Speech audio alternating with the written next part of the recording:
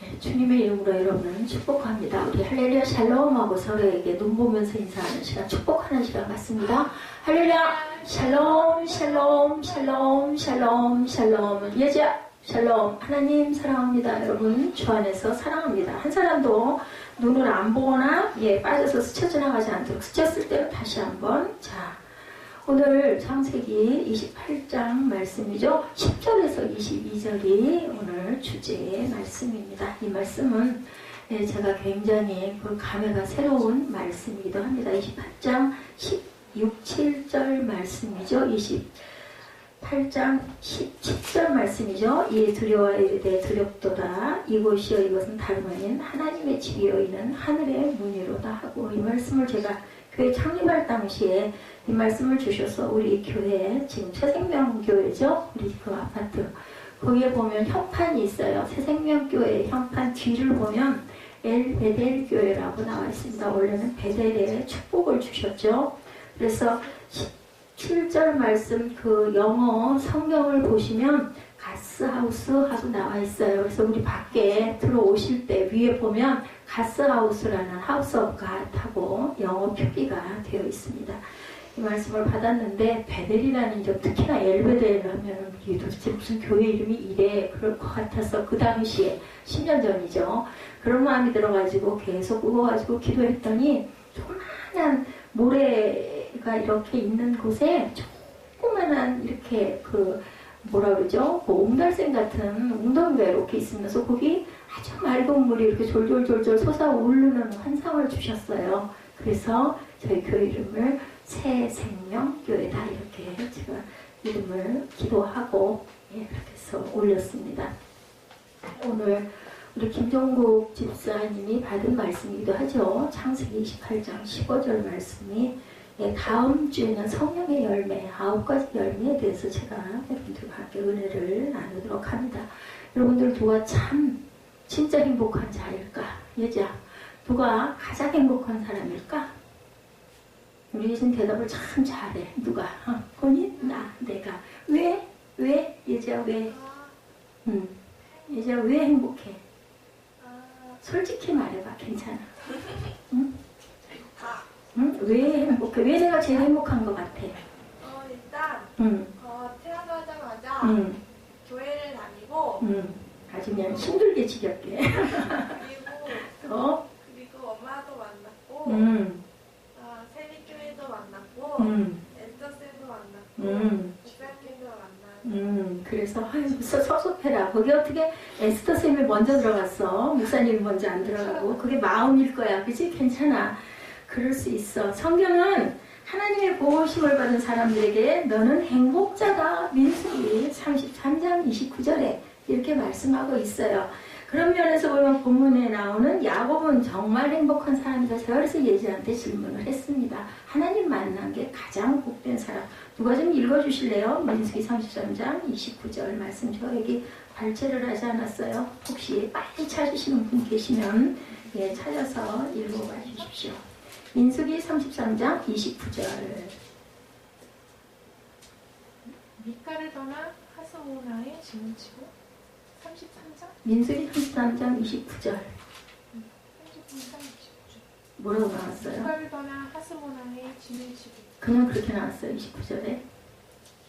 33장 29절.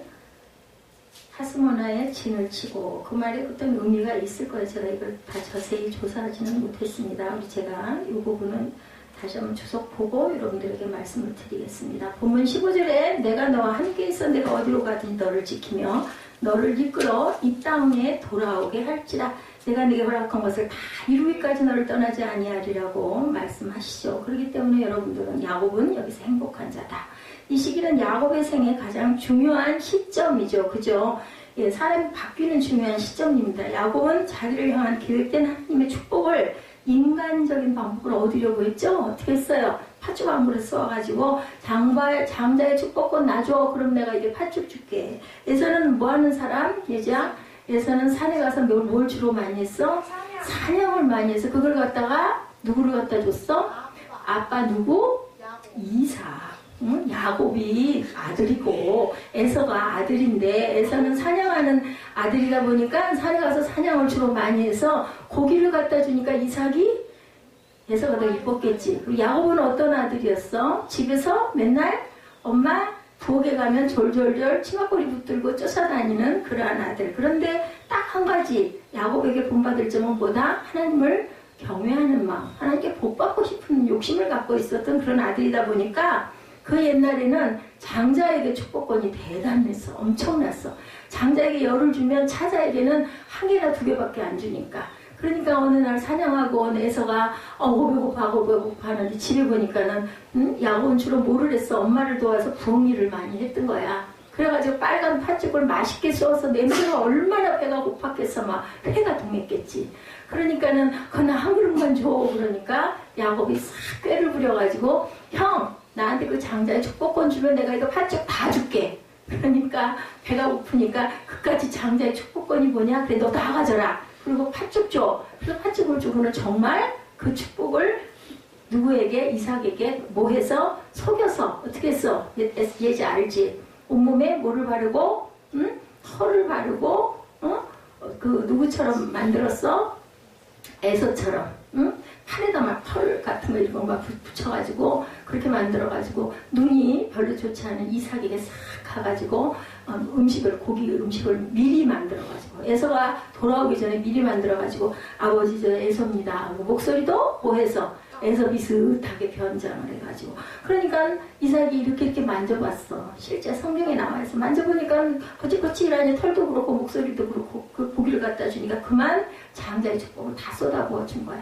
나중에 에서가 와가지고 어떻게 써? 뭐 했어? 방송 통곡을 하면서 내가 에서인데 아버지 그럼 나에게도 축복해 주시오 하니까는 축복할 게 거의 없었지. 뭐라 그래? 네가 아우를 섬기고 살 것이다. 축복할 게 없는 거 다 축복을 해줘 그랬기 때문에 그 이스라엘 그 시대에는 한 번 축복하면 뭐 너도 받아라로는 있을 수 없어. 그러니까 무슨 방법으로? 인간적인 방법으로. 뭘로? 속임수로 결국은 축복을 받았다. 이러한 야곱이었어. 근데 야곱은 하나님의 축복받는 걸 굉장히 사모했던 그런 아들이었다라는 거지. 교활하게 아버지와 형을 속에서 장자권과 축복의 기도를 딱 뺏었어. 그러다 보니까 그만 엄마 엄마가 리브가가 얘기하지 너 여기다가 네 형한테 맞아주고 그러니까 빨리 외삼촌 댁으로 가라. 그래가지고 야곱이 헐레벌떡 도망을 치는 게 어디로 갔어? 라반이 있는 삼촌집을 향하여서 그때는 무슨 지도가 있었겠냐고 교통수단이 있었겠냐고 걸어서 가야 돼? 그 방향만 향해서 무조건 가다가 보니까 그만 깜깜해진 거야. 800km 떨어지는 외삼촌의 동네로 도망가는 과정에서 빈 광야, 빈들 약복강가 앞에는 강이야. 거기에 가니까 너무너무 기진하고 깜깜하고 하늘에 별밖에 없고 지금처럼 전기불이 있는 시대도 아니고 그러니 그냥 너무 배도 고프고 허기지고 정말 마음에 막 무서움, 두려움 도대체 내가 삼촌집을 찾아갈 수나 있을까 가다가 뭐에 잡혀 먹히면 어떡할까 막 그래가지고 마음에 엄청난 두려움을 가지고 밤이 돼서 묵어야 했던 곳이 바로 루스라는 들판이었다. 그것은 뭐다? 삭막한 광야라는 뜻을 갖고 있어요. 루스라는 뜻은 그 옛날에는 지명 이름이나 그 사람의 이름을 그 사람의 모습, 그 사람의 행동 그리고 그 지명 이런 것들을 따서 이름을 많이 지었어요. 빈 들이라는 뜻을 갖고 있었다라는 거죠. 그 주변에 마을이 있거나 쉴만한 인가도 아무것도 없는 정말 광야야. 날은 어둡고 갈 곳은 없고 야곱은 아무데나 땅바닥에 너무 기진맥진해서 뭐 아무데나 그리고는 그래도 베개는 핀 거야. 무슨 베개? 돌 베개를 피웠어. 그래서 머리를 비고 이렇게 하고 싶었던 것 같아. 그리고 나서 딱 하늘을 쳐다보니까 거기 뭐만 있었을까 예지야? 별만 반짝반짝했더라. 그러니까 마음속으로 어떤 생각이 들었을까? 아이고 하나님 나 어떡해 이런 마음이 들었겠지. 그래서 누워가지고 기도 아닌 기도를 한 거야. 목사님 하기에는 그랬을 것 같아. 누워서 그리고 자기도 모르게 그만 피로에 지쳐가지고 그냥 스르르 잠이 들어버렸는데 밤에 뭐가 나타났어? 사닥다리가 하늘에서부터 내려오는 환상. 오늘 본문 말씀 내용이 다 그래. 스르르 내려오는 거야. 그리고 꼭대기에 보니까는 하나님이 임재해가지고 오늘 15절 말씀을 주신 거야. 네가 어디로 가든지 내가 너를 떠나지 않고 내가 너와 함께하고 네가 돌아올 때까지 내가 너와 함께하리라는 이런 기가 막힌 말씀을 주니까 그냥 야곱이 깜짝 놀라가지고 16, 7절에 고백하는 내용이 뭐였어요? 읽어주실래요? 16, 7절. 야곱이 자매께 이르되 야곱께서 과연 여기에 계시거늘 내가 알지 못하였도다. 우리 집에만 계신 여호와 하나님이 아니셨는데 여기도 계시네. 이 빈 들판 깜깜한 이곳에도 계시네. 그리고 17절에 그만 두려워. 두렵도다. 이곳이요. 이곳은 다름 아닌 하나님의 집이요. 이는 하늘의 문이로다. 그리고 그 자리에다가, 그죠? 자기가 베개로 삼았던 돌을 가져다가 기둥을 탁 세우고 거기다 갖다 뭐를 부었다? 기름을 부었다. 무슨 기름일까? 응? 옛날에 왕에게 붓는 그 기름 있어. 나도향의 기름을 갖다 거기다 쫙 붓고 뭐 했을까? 제단을 쌓고 기도를 했다라는 내용이 바로 오늘 말씀의 내용이에요. 그리고는 거기서 서운하죠? 그것의 이름을 베델이라고 했다. 베델이라는 건 뭐냐면 하나님이 여기 계시다라는 뜻이야. 만났다. 내가 하나님을. 그리고 서운하죠. 20절부터 보니까 하나님이 나와 함께 계셔서 내가 가는 이 길에서 나를 지키시고 먹을 떡과 입을 옷을 주셔서 내가 평안히 아버지 집으로 돌아가게 하시오면 야훼께서 나의 하나님이 되실 것이요 내가 기둥으로 세운 이 돌이 하나님 집이 될 것이요 하나님께서 내게 주신 모든 것에서 10분의 1을 내가 반드시 하나님께 드리겠나이다 라고 서원을 해서 여기서 그저 제단을 쌓는 그런 내용이 바로 오늘의 내용이었다라는 거죠. 하나 답답하고 얼마나 깜깜하고 얼마나 야곱은 절망스러웠을까. 그러한 불확실성과 불안의 밤에 잠을 자고 야곱에게 꿈에 본 사닥다리 위에 섰는 하나님을 만나는 그 내용이에요. 환상을 체험한 야곱은 이는 하나님의 전요 하늘의 문이로다 라고 혹시 NIV가 보고 계세요? 라고 하면서 그것을 베델 하나님의 집이다. 그래서 이 교회 앞에 하나님 집에다 가스하우스라고 제가 그것을 써서 붙였습니다. 야곱은 메마른 사막에서 불안한 잠을 자고 있었지만 신비로운 환상을 본 거야. 그만. 그러니 무서웠겠어? 불안했겠어? 두려웠겠어? 이상해. 너무너무 놀라서 번쩍 잠이 깨서 일어난 거지. 그러고 나서 힘이 난 거야. 하나님이 여기도 계시네. 그리고 나랑 함께 해주신대. 그리고는 힘차게 그 삼촌 라반의 집을 향해서 가는 그런 내용이죠. 여기에 계시의 언약이 나타납니다. 하나님께서 자기 백성에게 내리시는 은혜고 축복, 바로 이것이 바로 오늘 내가 너와 함께 있어 어디로 가든지 내가 너를 지키고 내가 너를 결코 떠나지 아니하리라. 예수님도 그러셨죠. 가시기 전에 내가 너와 항상 함께 있을 테니까 너희들은 항상 나를 기다려라 라고 말씀을 하셨어요. 그죠? 야곱이 꿈에서 봤던 세 가지 사건을 통해서 장래에 대한 확실성, 하나님께로부터 오는 축복을 봤죠. 야곱에게 나타난 꿈은 우리 기독교 복음의 핵심이기도 합니다. 그리고 교회를 통해 역사하시는 예수님의 실제적인 사역이기도 하셨다는 것을 여러분들이 꼭 잊지 마시기 바랍니다. 말씀이 주는 신령한 교훈을 통해서 한번 우리 은혜를 나눠보죠. 첫 번째, 사닥다리가 땅에 서 있는 것을 보았죠. 오늘 본문에 꿈에 보는 즉 12절이죠. 사닥다리가 땅에 섰는데 그 꼭대기가 어디에 닿았다? 하늘에 닿았다. 야곱이 처음 본 것은 사닥다리의 끝은 땅에 섰고 꼭대기는 하늘에 닿았다라는 거예요. 땅에서 하늘에까지 연결된 개인 사닥다리. 사닥다리의 기능은 뭐예요? 사닥다리 되게 그 사다리 예지야 생각하면 뭐가 생각이나? 사람이 아래서 어디 높은 데 올라갈 때 손이 안 닿을 때 사다리를 타고 올라가잖아.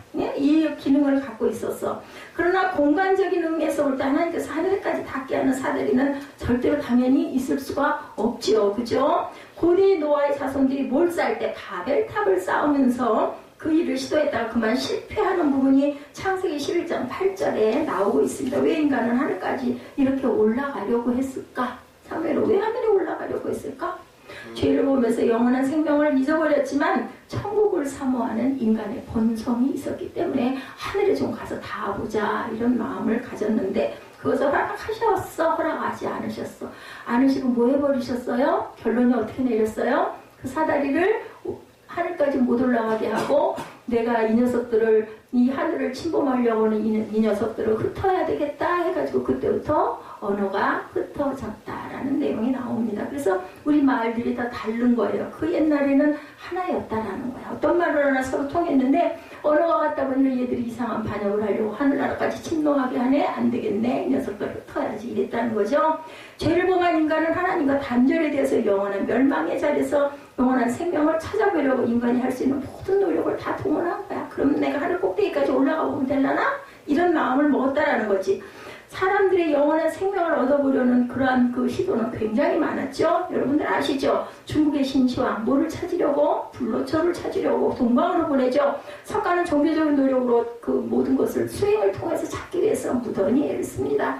어떤 이들은 철학적인 학문으로 접근해 보려고도 하고 지금도 그것은 꾸준히 일어나고 있는 일입니다. 어떤 이들은 선행을 통해서 좋은 일을 많이 하면 내가 천국을 소유할 수 있을 거야. 이렇게 애를 쓰는 사람들도 지금도 있습니다. 하나님과 만나는 일은 그러나 실패할 수밖에 없다. 오늘 9시 예배도 말씀드렸죠. 하나님이 세상을 이처럼 사랑하사 독생자를 주셨으니 이는 그를 모하는 자마다 믿는 자여야 하는 거예요. 선행이 우리가 의롭다 할 수 있는 것은 아무것도 없다.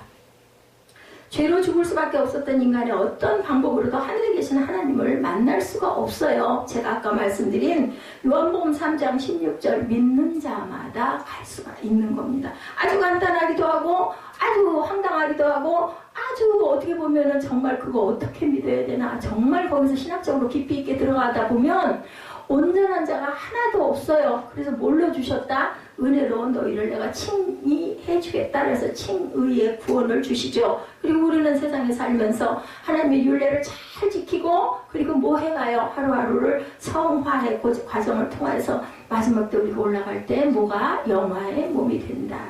이것이 바로 기독교의 핵심 근본 진리입니다. 인간 측에서 어떤 노력과 공로로도 할 수 없지만 우리를 사랑하시는 하나님은 아담과 하와가 범죄하였을 때 뭐를 입혔어요? 가죽 옷을 입힘으로 인해서 예수 그리스도의 오심을 상징합니다. 내가 내 아들을 너에게 주어서 너희를 그 죄를 속하게 내가 해줄게. 그런데 딱 뭐 하는 자마다 예수 그리스도의 죽으심과 부활을 믿는 자에게만 너희 죄를 구속해 주신다라고 말씀을 하셨다라는 거죠. 하나님이신 성자 하나님이 육신을 입고 우리에게 오셔서 하나님과 단절되었던 우리를 하나님과 연결해 주시는 역할을 해주게 하셔서 우리가 기도할 때마다 예수 그리스도의 이름으로 기도하옵나이다. 그리고 주기도송을 제가 그래서 늘 합니다. 주기도문 누가 가르쳐 주셨어요? 예수님이 가실 때 우리에게 알려주고 가시는 아주 온전한 기도의 방법이죠. 예수님은 십자가에서 우리의 죄를 담당하시기 위해서 죽으심으로 우리의 죄를 사시고 그것을 믿는 성도들은 예수 그리스도를 통해서 하나님의 자녀가 되는 특권을 얻게 해주셨다. 가장 간단하면서도 가장 어떻게 보면은 아니 무슨 그거 믿는다고 하고 안 믿는다고 안 가는 게 그게 뭐야 이런 생각이 들 수도 있는 어떻게 보면 진리면서도 정말 이상하고 알 수 없는 그러한 것을 하나님께서는 제시합니다. 사닥다리는 여러분들 단절될 지점을 연결하는 가교의 역할을 합니다. 야곱은 자신의 욕심으로 부모와 형 그리고 살던 집을 떠나 모든 것과 단절된 어디 황량한 광야 그죠? 빈들인 베델에서 외로이 긴 밤을 아무 보호도 없이 돌베개를 베고 뭐 덮는 게 있었겠어요? 먹을 게 있었겠어요? 물이 있었겠어요? 그죠? 아무것도 없이 들어 누운 거예요. 그랬을 때 하나님은 사닥다리를 보여주는 것에 큰 의미를 부여해 주시고 야곱에게 뭘 주셨어요? 희망을 주시죠. 소망을 주시죠. 그리고 내가 너와 함께 할게 라는 위로를 주시고 그리고 평안을 주시고 용기를 북돋아 주십니다. 이것이 바로 주님이 우리에게 주시는 은혜라는 것. 바로 예수 그리스도는 육신으로 이 땅에 오시기 전에는 구약시대에는 사닥다리로 표현되어서 보여졌다는 것을 우리가 알겠죠. 예수님은 구약시대나 이 땅에 계실 때나 신약 돌아가신 다음에도 부활하신 다음에도 시간과 공간을 초월해서 하나님과 우리를 이어주는 땅과 하늘을 이어주는 모의 상징이다. 사다리의 상징을 갖고 있다. 그래서 항상 예수님의 이름으로 우리는 우리의 힘으로는 구원받을 수도 없고 하나님께 나아갈 수가 없어요. 근데 예수가 오셔서 성소의 휘장을 찢음으로 우리가 언제나 하나님께 나아갈 수 있는 너희는 거룩한 제사장이니라 라고 우리 각자에게 주시죠. 그리고 너희가 이제는 움직이는 성전이라고 말씀을 하세요. 우리 안에 예수님이 있고 우리가 거룩을 행할 때 우리는 움직이는 성전이 되고 성도가 되었다라는 거죠. 그리스도는 이 땅에 오셔서 하신 일을 보면 우리가 알 수가 있는데 예수님은 우리의 중보자시죠. 서로 사이가 나빠졌거나 관계가 끊어진 상태에 있는 사람을 중간에서 연결시키고 교통하게 하는 자가 우리 중개사 사무실 하잖아요. 중개인 이런 얘기 하잖아요. 그죠? 공인중개사 사무실. 이게 바로 왜 중개하는 거예요. 집을, 땅을, 그죠? 뭔가 건물을 매입할 때 중간에서 역할을 해주는 이러한 중보의 역할을 하시는 분이 바로 하늘과 우리를 이어주시는 분은 중보자이신 예수 그리스도시다. 지금도 우리를 위해서 하늘에서 하나님 보좌 우편에서 기도하신다고 그러죠. 디모데전서 2장 5절에 하나님은 한 분이시요 하나님과 사람 사이의 중보도 한 분이시니 곧 사람이신 그리스도 예수다라고 말씀하시죠. 성경은 하나님과 사람 사이에 유일하고 완전한 중보자는 예수 그리스도밖에 안 계신다라는 것을 히브리서 8장 6절에는 더 좋은 언약의 중보자, 히브리서 9장 15절에는 새 언약의 중보자다 이렇게 말씀하고 있습니다. 예수님은 그 인격에 있어서 중보자의 특징을 가지고 계셨는데 그는 본래 창조주시고 완전한 하나님으로 신성을 소유하고 있으나 그 위에 사람의 몸을 입음으로 인하여서 인성을 겸하게 되셨고 하나님과 사람 편에 모두 연결을 시킬 수 있는 어떤 분, 그 양성을 지니신 분이다. 두 가지. 하나님과 사람의 모든 거. 왜 사람을 입고 오셨어요? 우리를 알게, 우리를 또한 체험하고 우리 가운데 우리와 함께 우리에게 복을 보이시려고 사람의 옷을 입고 사람으로 가장 낮은 곳에 내려오셨죠. 여러분들 그런 예화 아시죠? 왕이 시골에 있는 산골에 있는 처녀 하나를 사랑해서 결국은 어떻게 할까 생각을 하다가 그저 총무가 돼서 와가지고 그 이쁜 그 자매 옆에 머물면서 똑같은 맛없는 음식을 먹고 함께 그 초라한 집에서 누더기 옷을 입고 잤던 그런 이야기가 생각이 납니다. 빌립보서 2장 6절에서 8절에 말씀하죠. 찾으실 수 있는 분은 찾아서 우리 함께 합독해 봅니다. 빌립보서 2장 6절에서 8절입니다. 함께 합독합니다. 그는 근본 하나님의 본체시나 하나님과 동등됨을 취할 것으로 여기지 아니하시고 오히려 자기를 비워 종의 형체를 가져 사람들과 같이 되었고 사람의 모양으로 나타나셨으니 그죠? 그리고 또한 화평케 하는 하나님이라고 이사야 9장 6절에도 예수님은 평화의 왕으로 세상에 오셨다라고 더 말씀합니다. 인간의 범죄는 하나님과 원수가 되게 했어요. 예, 우리가 범죄로 인해서 저와 여러분과 모든 하나님의 자녀들이 하나님과 원수가 되게 했어요. 그 결과 인간은 끝없이 하나님께 반항하고 궤도의 길을 걷고 하나님께서는 지옥의 형벌로 죄인을 징계하는 등 돌이킬 수 없는 단절된 관계가 되었는데 예수 그리스도께서 뭐가 되셔서 오늘 본문 말씀처럼 사닥다리가 되셔서 중보의 역할을 함으로 하나님과의 관계를 뭐했다? 회복시켜 주셨다. 에베소서 2장 14절입니다. 그는 우리의 화평이신지라 둘로 하나를 만드사 중간에 막힌 담을 허시고 제가 아까 성서에 휘장 말씀드렸죠? 그 휘장이 찢겨진 것이 사실이거든요. 지금 찢겨져 있거든요. 이렇게 하셨어요. 둘로 하나를 만드시려고 가운데 막힌 담 성소, 그래서 누구만 들어갔는데 대제사장만 들어갔던 성소를 우리는 지금 함께 모두 다 똑같이 동등하게 하나님께 나아가서 기도할 수 있는 자격을 받았다. 그래서 예수님의 이름으로 기도합니다가 들어간다. 이와 같은 그리스도 화목케 하시는 일은 사람과 사람 사이에서 모든 장벽을 허물어버리고 끝없는 평화를 이루게 하셨어요. 어떤 자들만? 예수님의 이름으로 기도합니다 하고 믿는 자들에게만. 에베소서 2장 16절에서 18절이죠. 십자가로 이들을 한 몸으로 하나님과 화목하게 하려 하심이라 원수된 것을 십자가로 소멸하시고 또 오셔서 먼 데 있는 너에게 평안을 전하고 가까운 데 있는 자들에게 평안을 전하셨으니 이는 저로 말미암아 우리들이 한 성령 안에서 아버지께 나아감을 얻게 하려 하심이라. 먼 데 있는 자 가까워 있는 모든 자들에게 무엇을 전하셨어요? 평안을 전하셨다. 그렇기 때문에 성령 안에서 아버지께 나아가게 하려고 하나가 되게 하셨다고 합니다. 하나님께서는 빈들에서 외롭게 잠을 자고 있는 야곱에게 사닥다리의 환상을 보여주심으로 하나님의 야곱과 함께 하신다는 사실을 깨달아 알게 하셨다. 야곱이 딱 잘한 거 하나는 하나님을 경외하는 마음 하나 갖고 있는 거, 나머지는 모두 다 온전치 못한 그런 야곱이었었죠. 두 번째, 간구와 기도의 응답을 봅니다. 12절이죠. 또 본즉 하나님의 사자가 그 위에서 오르락내리락 하고, 두 번째 본 것은 하나님의 사자가 사다리를 타고 올라가는 모습과 내려오는 모습을 보았다라는 거죠. 하나님의 사자가 무엇을 하기 위해서 땅에서 하늘로 올라가고 하늘에서 땅으로 내려오셨을까요? 여러분들, 네, 하나님의 사자는 천사들을 말씀하는 것으로, 천사들의 임무는 히브리서 1장 14절에 모든 천사들은 뭐예요? 부리는 영으로 구원 얻을 후사들을 위하여 섬기라고 보내심이 아니뇨라고 말씀해요. 천사가 대단히 높은 게 아니라 우리를 섬기려고 하늘에서 하나님께서 내려 보내주신 것이다. 그래서 각 가정에 천사가 하나씩 있는데 누구라고요? 엄마들이라고 말씀하죠. 네, 우리가 그렇게 해석을 합니다. 천사들은 구원 얻을 후사들을 위하여 섬기라고 보냄을 받은 자들이다. 그래서 엄마들이 집에서 가장 수고를 많이 아니하죠. 예, 섬기라고, 누구를 섬기라고? 예, 자녀를 사랑해서 섬기고 남편을 사랑해서 섬기라고 엄마들을 내려 보내주셨어요. 천사 대신.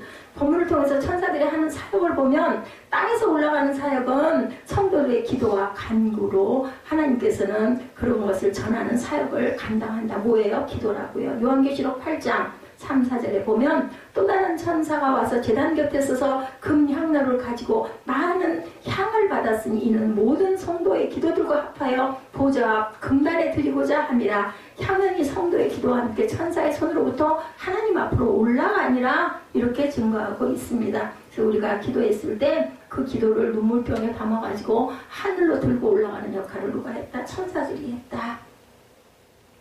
예, 성도들이 목소리를 높여 기도하든 조용히 묵상으로 기도하든 천사들은 그 기도의 내용을 가지고 하나님 보좌 앞으로 올라가는 사역을 감당하고 있다. 그렇기 때문에 우리는 어떻게 기도해야 되겠습니까? 진정과 신령으로 온전하게 기도할 줄 알아야 되겠다. 그것은 묵상도 괜찮고 마음으로 기도해도 괜찮고 소리를 내서 기도해도 됩니다. 근데 왜 통성으로 기도하는가? 예, 잡념이 들어오지 않으면 졸지 않게 하려고. 가만히 입 다물고 고개 숙이고 있다 보면 졸렸거나 안 그러면 딴 생각하게 돼요. 그죠? 그렇기 때문에 입으로 막 기도하면서 집중을 하는 방법으로 우리가 통성 기도들을 합니다. 야곱의 생애는 축복을 받으려는 몸부림의 생애로 볼 수가 있는데 장자로 태어나지 못했어요. 그래서 태어날 때 형 에서에 뭐를 잡고 나왔다고요? 형 에서에 태어날 때 뭐를 잡고 나왔어요? 쌍둥이잖아요. 발뒤꿈치를 잡았다 해서 이름이 야곱이에요. 알았어요? 예, 발뒤꿈치를 잡았다. 내용의 해석이 야곱이라는 뜻은 바로 그 해석인데 예전에 뭐가 그렇게 좋아? 뭐 보면서 이렇게 싱글벙글 웃어? 장자권을 뺏으려고 혈안이 되어 있었던 사람이죠. 너무 그게 그죠? 부러웠던 거예요. 형 에서가 사냥을 하고 돌아와 배가 고픈 것을 알고 팥죽 한 그릇에 장자권을 산 사람이 바로 야곱이다. 아까 제가 설명해 드렸죠. 아버지 이삭의 축복 기도를 받기 위해 어머니와 합작을 했어요. 리브가도 같이 동참했어요. 왜냐면은 야곱이 복을 받아야 돼. 왜? 하나님이 말씀하셨거든요. 큰 자가 작은 자를 섬길 것입니다. 그때부터 예, 리브가는 하나님의 말씀의 뜻을 깨닫고 작은 그 둘째 아들 여리여리하고 힘없고 갸냘프고 그저 겁 많고 거짓말 잘하는 누구를? 야곱을 더 사랑한 내용이 나타나 있습니다. 야곱이 결코 아주 당당하고 듬직하고 하나님 보시기 온전한 아들이 아니었었어요. 그래서 결국은 아버지 눈을 속이죠. 어두운 눈을 이용해가지고 엄마가 도와줘가지고 이런 모습은 인간적인 야비한 모습이지만 하나님을 향한 축복을 간구하는 기도의 모습으로 나타납니다. 해석하기에 따라서는 인간적인 현실로는 축복받을 수 없는 자신을 하나님께로부터 받고자 하는 뭐예요? 절박한 몸부림. 그래서 성경에 그렇게 말씀하죠. 천국은 침노하는 자의 것이다. 천국은요 양보할 필요 없어요. 누구든지 내가 먼저 갈 거야 라고 달려가야 한다는 거죠. 그런 열정을 갖고 있어야 됩니다.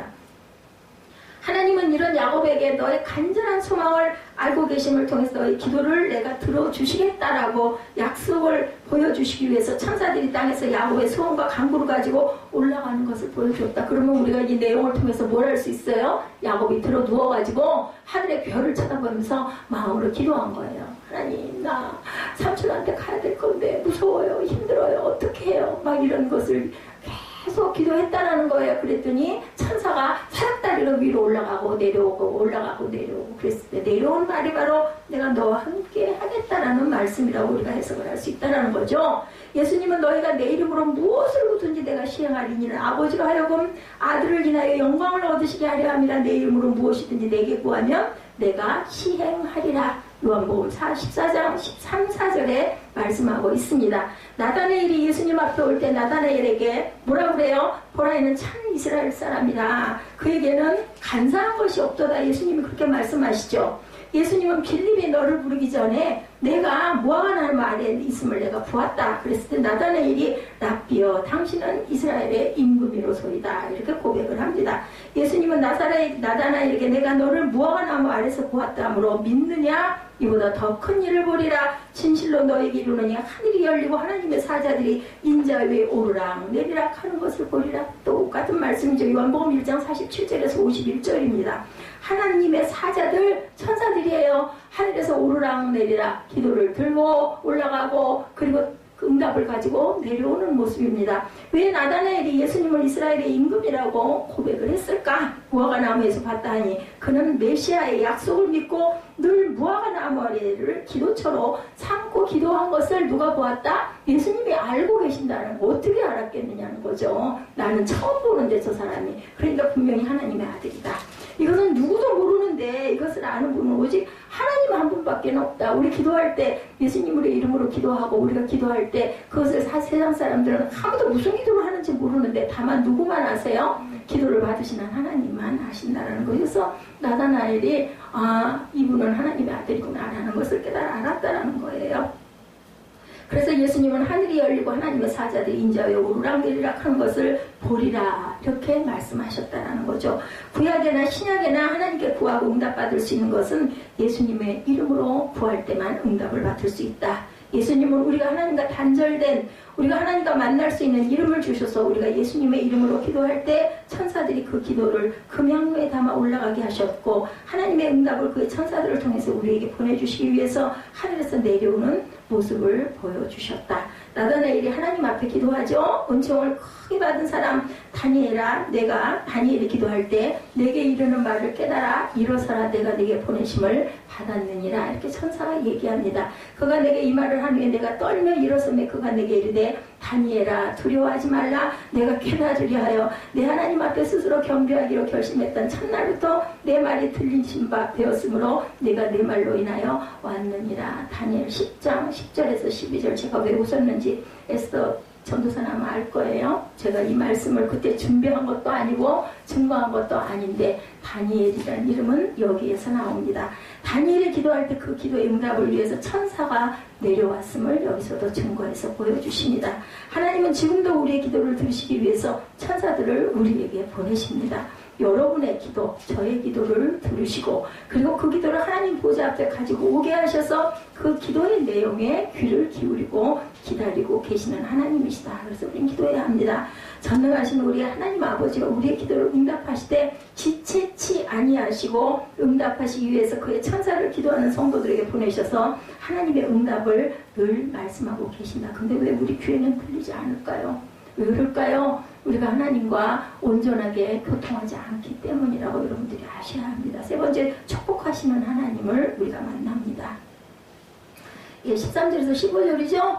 야훼께서 가라사대 나는 여호와니 너의 조부 아브라함의 하나님 이삭의 하나님 너 놓은 땅을 내가 너와 네 자손에게 주리니 네 자손이 땅에 티끌같이 되어서 동서남북에 편만할지며 땅의 모든 족속이 너와 네 자손을 인하여 복을 얻으리라. 내가 너와 함께 있어 내가 어디로 가든지 너를 지키며 너를 이 땅으로 돌아오게 할지라. 내가 네게 허락한 것을 다 이루기까지 너를 절대로 떠나지 아니하시리라. 이렇게 말씀을 하시죠. 하나님은 야곱에게 축복의 약속에 앞서 자신을 아브라함과 이삭의 하나님이다. 오늘 9시 예배도 제가 이것을 설명했습니다. 이는 하나님의 진실성을 얘기합니다. 하나님께서는 이미 아브라함과 이삭에게 약속하셨던 것을 야곱을 통해서 시현하시겠다는 뜻으로 이렇게 말씀을 하시는 거죠. 지금은 야곱에게는 미래에 대한 아무 보장도 없어요. 눈앞이 깜깜해요. 절망이에요. 그죠? 그리고 쓸쓸한 광야에서 아무것도 가지고 있지 않고 밤이슬을 맞으며 잠을 자는 형편이지만 하나님은 야곱에게 축복의 큰 약속을 하심으로 보여주십니다. 너는 이러한 자가 될 거야. 내가 너를 지키면 너는 아무 걱정하지 않아도 돼. 자손의 번성을 약속하시죠? 하늘의 별만큼 땅의 모래만큼. 하나님께서는 아담과 하와에게 생육하고 번성하여 땅에 충만하라고 창세기 1장 28절에 명령하십니다. 하나님께서는 아브라함과 이삭과 야곱을 선민의 조상으로 삼으시고 그들에게 셀 수 없을 만큼 많은 자손이 번성할 것이라고 창세기 15장 5절에도 약속하셨어요. 너 놓은 땅을 내가 너와 네 자손에게 주리니 네 자손이 땅에 티끌같이 되어서 동서남북에 편만하다. 사메라 편만이란 뜻이 뭐야? 많이 널 펼쳐진다라는 뜻을 갖고 있어. 또 팔짱 끼고 또 시도하고 있네. 너 그렇게 자꾸 해라. 자, 아브라함도 100세가 되도록 자식이 없죠? 하나님께서 후손을 약속합니다. 창세기 15장 4절에 이삭도 결혼 후에 20년 동안 자식이 없었어요. 하나님께서 쌍둥이 아들을 낳게 하시죠? 창세기 25장 21절 말씀이죠. 그래서 쌍둥이 아들을 낳은 게 바로 에서와 누구예요? 야곱이었다. 야곱도 역시 하나님의 축복으로 12명의 아들을 낳아서 12족장을 세웁니다. 얼마나 대단한 축복이에요. 이삭은 20년 동안 아이를 못 가졌어요. 결혼해가지고서 60이 넘어가지고 아이를 낳는데 야곱은 12아들을 낳았습니다. 그러니 하나님께서 이 자리에서 약속하신 약속을 이루신 것이죠. 모든 백성들이 그의 자손으로 인하여 복을 받게 될 것을 약속하셨고 그것을 이루시죠. 14절에 내 자손이 땅에 티끌같이 되어서 동서남북에 편만을 치며 땅의 모든 족속이 너와 네 자손으로 인하여 복을 얻으리라고 했죠. 이것이 이루어졌어요. 하나님께서 이스라엘에게 자손의 복을 약속하실 때 수적으로 많게 하는 것과 질적으로 우수한 민족이 되게 하시겠다는 말씀을 함께 하셨다라는 거예요. 땅의 모든 족속이 너와 네 자손을 위하여 복을 얻으리라는 이 복은 수적 그리고 질적인 것을 다 약속하셨다. 창세기 22장 17절에 내가 내게 큰 복을 주고 내 씨로 크게 성하여 하늘의 별과 같고 바닷가의 모래와 같게 하리니 땅의 티끌이나 바닷가의 모래는 헤아릴 수 없는 많은 수의 자손을 뜻하지만 다른 면으로는 사람들에게 발피고 박해를 받는 것도 포함되어 있어요. 우리는 복이라고 하면은 무조건 그죠? 내가 편안하고 내가 물질도 풍성하고 그리고 잘 사는 것만 생각을 하는데 그러기 위해서는 밟히기도 하고 그죠? 고난도 받을 수밖에 없다라는 거죠.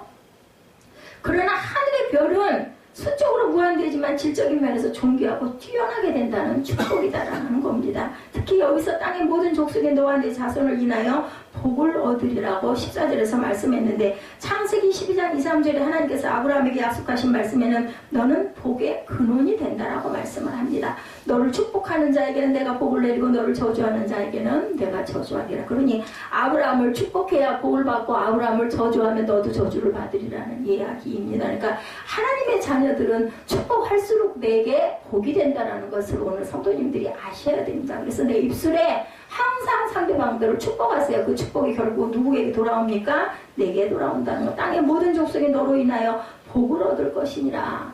예지에게 얘기했죠. 오늘 9시에 돼. 너는 이제는 정말 빛나는 반짝반짝 빛나는 새빛 꿈동이로 어디를 가든지 하나님을 드러냈을 때 우리 새빛교회가 반짝반짝 빛날 것이다. 네가 대표로 세상 가운데를 지금 나아가고 있는 거야 라고 제가 설명을 해줬습니다. 이와 같은 약속은 그의 후손을 통해 세상 모든 사람의 복을 받게 하는 축복의 통로로 삼는다. 아브라함과 다윗이 왜 유명하다고요? 그리스도의 계보이기 때문에 아브라함과 다윗이 훌륭하고 유명한 것처럼 그죠? 우리가 후손들이 잘 되고 번창하고 하나님의 영광을 드러낼 때 그 조상들이 복을 받는 거죠. 그 조상들이 반짝반짝 빛을 발하는 것이 되고 하나님께 귀한 열매를 드린 것이 됩니다. 이 말씀은 훗날 모세가 율법을 발표할 때 너희는 열국 중에서 내 소유가 되겠고 너희가 내게 대하여 제사장 나라가 되며 거룩한 백성이 되리라. 우리나라가 지금 제사장의 그러한 그 일을 담당하고 있죠. 이스라엘 다음으로 출애굽기 19장 5, 6절에 증거합니다. 제사장 나라가 되며 거룩한 백성이 되리라. 고향으로 돌아갈 것도 약속해 주셨죠. 세 번째로 15절에 내가 너와 함께 있어 내가 어디로 가든지 너를 지키며 너를 이끌어 이 땅으로 돌아오게 할지라. 다시 돌아올 때까지 내가 너와 함께 하겠다고 그러죠. 절대로 떠나지 않겠다. 사람들은 누구나 고향을 그리워하고 고향으로 돌아오고자 합니다. 제가 이 말씀 준비하면서 북한에 계시는 우리 나이 드신 분들 그죠? 남한에 자녀가 있거나 아내가 있거나 친척이 있는 분들은 얼마나 남한에 있는 그런 자기의 가족을 그리워할까. 만나지 못하니까. 만날 수 있으면 또 1년에 한 번도 안 만나기도 하는데 못하니까 더 하고 싶으실 거라는 생각을 했습니다. 야곱은 지금 떠나면 언제 돌아갈지 모르는 길이에요.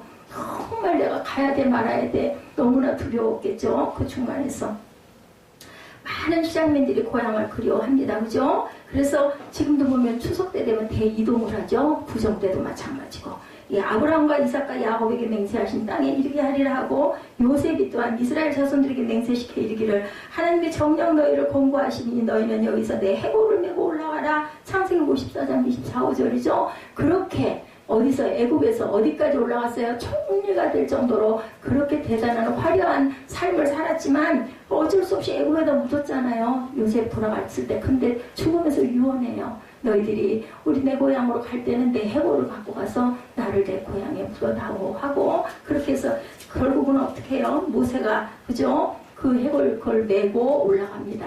그래서 이스라엘에 가서 거기에다 장사 지내는 내용이 나옵니다. 우리에게도 영원한 소망신 하나님의 나라로 인도하실 것을 여기서도 우리에게 약속해 주신 하나님입니다. 야곱을 통해서 저와 여러분에게 하시는 말씀입니다.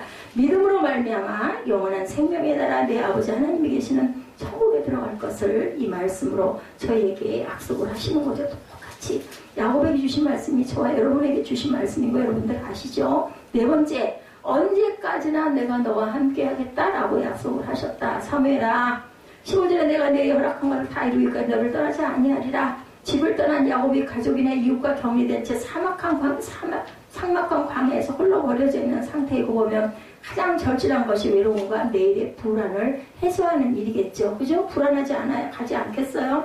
여기 사닥다리 환상과 함께 하나님 아버지께서 그를 지키시고 언제까지나 함께 하시겠다는 언약을 주셨으니 야곱에게는 뭐 천군만마를 얻은 거죠. 절대 걱정할 필요가 없습니다. 뭐가 있기에? 믿음이 있기에, 하나님을 경외하는 마음이 있기에. 근데 만약에 야곱이 그런 마음이 없었다면 하나님이 임재하시지도 않았을 거고 환상이 보이지도 않았을 거고 간절한 마음으로 기도도 안 했을 거고. 그렇기 때문에 우리는 늘 마음을 가지고 간절하게 구하는 자들이 되어야 하나님께서 나타나시고 하나님께서 약속하신다는 것을 또한 거꾸로 생각할 줄 알아야 되겠다. 왜 나는 교회를 이만큼 다녔는데 아무런 역사가 안 일어나? 그것은 하나님을 온전히 바라보지 않았기 때문이고 온전한 기도를 하지 않았기 때문이라는 것.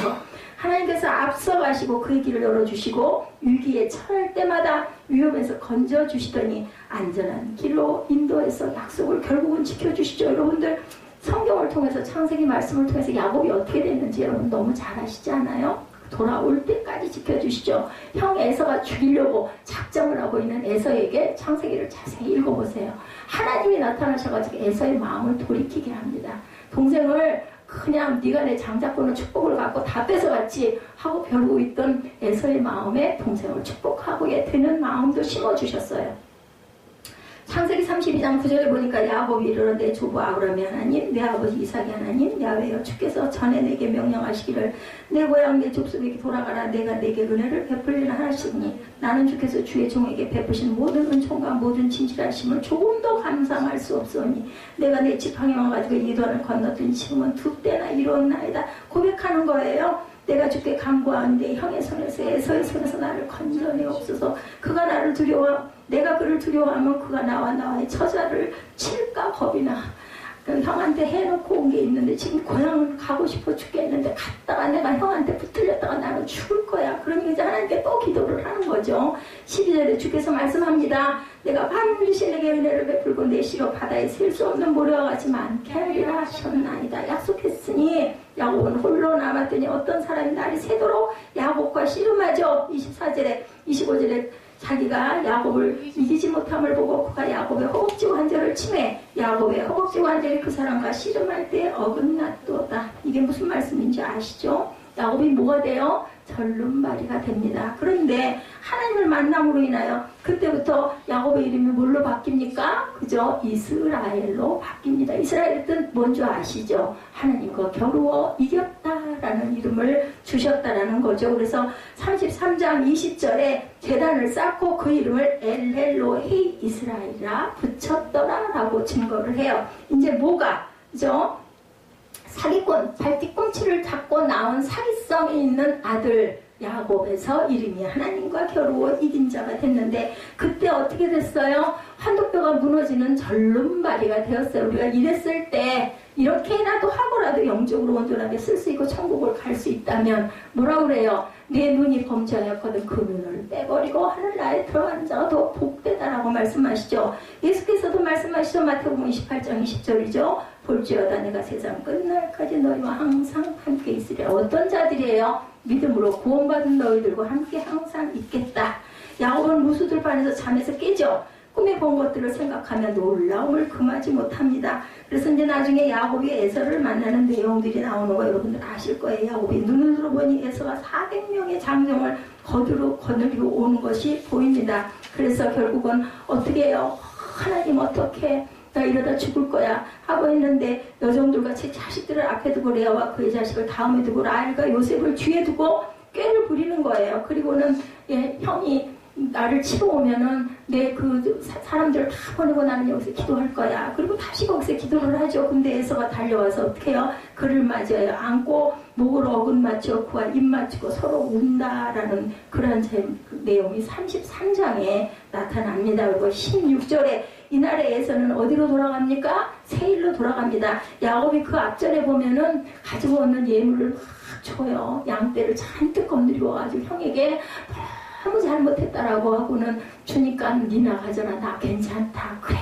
이거 받으셔야 합니다. 그걸 받고는 나와 같이 세일로 돌아가자니까 형 먼저 가소서가 앞보내놓고 그 자리에서 숫곳에 이르러 17절에 보면은 집을 짓고 그의 가축을 위하여 우리간을 지었으므로 그 땅 이름을 숫곳이라 불렀다. 18, 9절, 20절에 보니까 야곱이 밧단 아람에서부터 평안히 가나안 땅 세겜 성읍에 이르러 그 성읍 앞에 장막을 치고 장막을 친 밭을 세겜의 아버지 하몰의 아들들의 손에서 베크시타에 샀으며 20절에 거기에 제단을 쌓고 그 이름을 엘렐로헤 이스라엘이라고 불렀더라. 또 여기서 또 예배드리죠. 야곱은 이런 자였다. 야곱이 하늘에서 내려온 사닥다리는 땅의 기초로 서 있어요. 하늘에서 내려오신 그리스도께서는 지상교회의 기초가 되어 주심을 창세기 28장의 내용에 나타내고 계시고 저희 교회가 이 영을 받아서 교회가 섰습니다. 이것이 바로 교회의 특징이고 온전한 교회다. 예수 그리스도의 교회는 천당과 같은 완전한 곳에 필요한 것이 절대 아니다. 무슨 교회가 왜 그래? 왜 목사들이 저 지경이야? 왜 무슨 교회 성도들이 그렇게 은혜가 없어? 이런 얘기 세상 사람들 많이 합니다. 서로가 서로를 위해서도 얘기합니다. 무슨 목사가 그따위야 이런 얘기도 많이 합니다. 근데 온전한 자들이 세워진 게 아니에요. 세상의 모든 악을 다 지니고 있는 사람들끼리 모여서 예배드리면서 조금씩 변화되는 거죠. 예수님도 뭐라고 그러셨어요? 의원이 병자에게 필요한 거라고 말씀하죠. 죄와 질병과 재난과 죽음으로 황폐하고 거친 이 세상 위에 존재하는 것이 바로 교회입니다. 온 인류에게 공급되는 축복의 통로고 은혜의 산실이고 그러므로 언제나 어디서나 예수 그리스도의 교회는 이 세상 사람들에게 하늘의 문이고 축복의 통로라는 것을 우리가 믿고 각자가 축복의 통로를 달려가는 그러한 경주를 할 줄 알아야 되겠다. 우리가 믿음으로 약속을 받았죠. 그 약속이 이루어질 축복 가운데 우리는 살고 가고 있습니다. 오늘도 힘차게 야곱처럼 감사하고 감격해서 나의 삶을 온전히 드릴 줄 아셔야 되겠고 하나님의 백성으로 감당해야 할 의무를 또한 감당해야 되겠고 예수 그리스도 안에서 삶을 살아 하나님께 영광을 돌리는 믿음의 삶을 살아갈 때 내가 너희에게 복 주고 복 주며 내가 언제나 어디를 가진 내가 너와 함께 하겠다는 약속을 해주신다는 것을 잊지 않는 저와 여러분들이 되셔야 되겠어요. 창세기 35장 6절부터 우리 한 15절까지 우리 함께 교독하시고 별단 시간 갖는 저와 여러분 되시기를 주님으로 축복합니다. 창세기 35장 6절에서 15절까지 귀한 의미가 있어서 우리 교독 합독하죠. 천천히 합독합니다. 창세기 35장 6절입니다. 야곱과 그가 함께 모든 사람이 가나안 땅 루스 곧 베델에 이르고 그가 거기서 단을 쌓고 그곳을 엘베델이라 불렀으니 이는 그의 형의 낯을 피할 때에 하나님이 거기서 그에게 나타나셨습니다. 리우가 유모 두보라가 죽음에 그를 베델 아래 있는 상수리 나무 밑에 장사하고 그 나무 이름을 알론 바굿이라 불렀더라. 야곱이 밧단 아람에서 돌아오매 하나님이 다시 야곱에게 나타나서 그에게 복을 주시고 하나님이 그에게 이르시되 내 이름이 야곱이지만은 내 이름을 다시는 야곱이라 부르지 않겠고 이스라엘이 내 이름이 되리라 하시고 그가 그 이름을 이스라엘이라 부르시고 하나님이 그에게 이르시되 나는 전능한 하나님이라 생육하며 번성하라. 한 백성과 백성들의 총에게 내게서 나오고 왕들이 내 허리에서 나오리라. 내가 아브라함과 이삭에게 준 땅을 내게 주고 내가 내 후손에게도 그 땅을 주리라 하시고 하나님이 그와 말씀하시는 곳에서 그를 떠나 올라가시는지라. 야곱이 하나님이 자기와 말씀하시던 곳에 기둥 곧 돌기둥을 세우고 그 위에 전제물을 붓고 또 그 위에 기름을 붓고 하나님이 자기와 말씀하시는 곳 이름을 베델이라 불렀더라. 아멘. 이것이 바로 교회의 상징입니다. 우리 별단 찬양하시고 축도로 예배를 마치도록 합니다.